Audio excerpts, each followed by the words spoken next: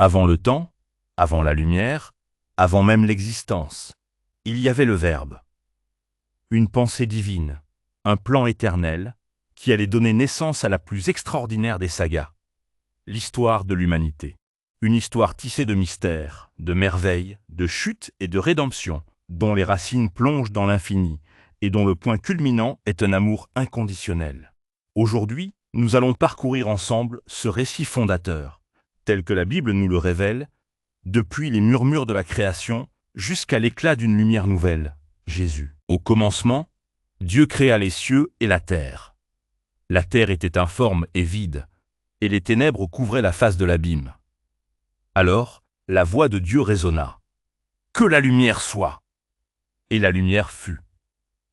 En 6 jours magnifiques, par sa seule parole, l'Éternel façonna un univers d'une beauté et d'une complexité inouïe. Des océans profonds aux montagnes majestueuses, des étoiles scintillantes aux créatures les plus humbles. Chaque élément portait l'empreinte de sa sagesse infinie. Il sépara la lumière des ténèbres, les eaux d'en haut des eaux d'en bas, fit surgir la terre sèche et la couvrit d'une végétation luxuriante. Il plaça le soleil pour régner sur le jour et la lune et les étoiles pour éclairer la nuit. Puis, il remplit les eaux de poissons, les cieux d'oiseaux et la terre d'animaux de toutes sortes. Mais le chef-d'œuvre de sa création restait à venir. Au 6e jour, Dieu dit « Faisons l'homme à notre image, selon notre ressemblance. » Et de la poussière de la terre, il forma Adam, insufflant en lui le souffle de vie, faisant de lui une âme vivante. L'homme, couronnement de la création, fut placé dans un jardin d'Éden, un paradis terrestre, avec une mission sacrée, cultiver et garder ce chef-d'œuvre divin. Une histoire venait de commencer, celle d'une relation intime entre le Créateur et sa création. Une relation qui allait être mise à l'épreuve, mais jamais abandonnée. Pour qu'Adam ne soit pas seul, Dieu créa Ève, tirée de sa côte, une aide semblable à lui. Ils vivaient dans une harmonie parfaite, nus et sans honte, au cœur du jardin d'Éden, ayant libre accès à tous les arbres, sauf un, l'arbre de la connaissance du bien et du mal. Dieu leur avait donné un commandement simple, une limite pour leur bien, un test de leur amour et de leur obéissance. Mais le serpent, plus rusé que tous les animaux des champs, sêma le doute dans le cœur d'Ève. Il insinua que Dieu leur cachait quelque chose, que manger de ce fruit les rendrait comme des dieux. La tentation fut trop forte. Ève mangea du fruit et en donna à Adam, qui en mangea aussi. À cet instant, l'innocence fut brisée. Leurs yeux s'ouvrirent, non pas à une connaissance divine, mais à la honte et à la culpabilité. Ils se cachèrent de la présence de Dieu. La désobéissance d'Adam et Ève, que nous appelons la chute, eut des conséquences profondes. Le péché entra dans le monde, brisant la relation parfaite entre Dieu et l'humanité. Ils furent chassés du jardin d'Éden, et la mort, spirituelle et physique, devint la destinée de l'homme. La terre elle-même fut maudite, et la vie devint une lutte. Mais même dans ce moment de jugement, l'amour de Dieu ne s'éteignit pas.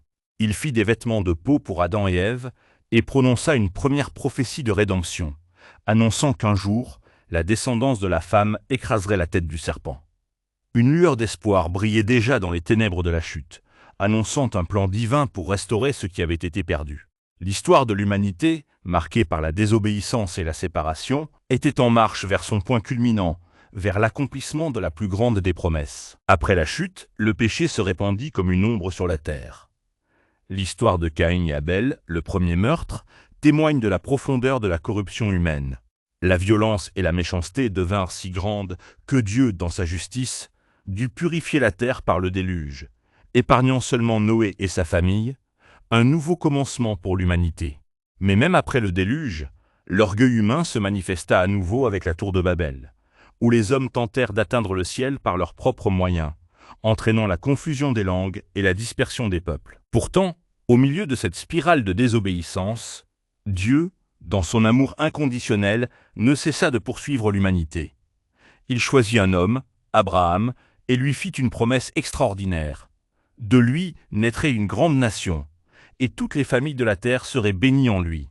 C'est de cette lignée que naquit le peuple d'Israël, un peuple choisi pour être le dépositaire des promesses divines et le canal de la rédemption. À travers Moïse, Dieu donna sa loi, les 10 commandements, pour guider son peuple et lui montrer le chemin de la justice. Il établit des alliances, des rois comme David, et envoya des prophètes pour rappeler à Israël ses engagements, dénoncer le péché et annoncer l'espoir d'un Messie à venir. Des prophètes comme Ésaïe, Jérémie et Daniel parlèrent d'un sauveur, d'un roi qui viendrait délivrer son peuple, non seulement d'une oppression physique, mais surtout du joug du péché et de la mort.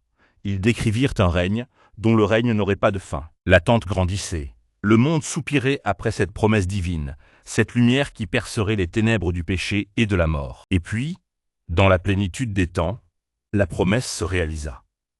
Dans la petite ville de Bethléem, un enfant naquit, non pas dans un palais, mais dans une humble étable. Son nom était Jésus, et il était l'accomplissement de toutes les prophéties, le Messie tant attendu. Il n'était pas un roi terrestre, mais le roi des rois, le Fils de Dieu fait homme, venu habiter parmi nous. Pendant 3 ans, Jésus parcourut la Galilée et la Judée, enseignant avec une autorité jamais vue, accomplissant des miracles qui témoignaient de sa divinité. Il guérit les aveugles, fit marcher les paralytiques, ressuscita les morts. Il annonça la bonne nouvelle du royaume de Dieu, un royaume de justice, de paix et d'amour. Il révéla le cœur du Père, un Dieu qui aime l'humanité d'un amour infini, un amour qui cherche à restaurer la relation brisée par le péché. Mais le point culminant de son ministère fut son sacrifice. Jésus, l'agneau de Dieu sans tache, accepta de porter sur lui les péchés de toute l'humanité. Il fut trahi, jugé injustement et crucifié sur une croix.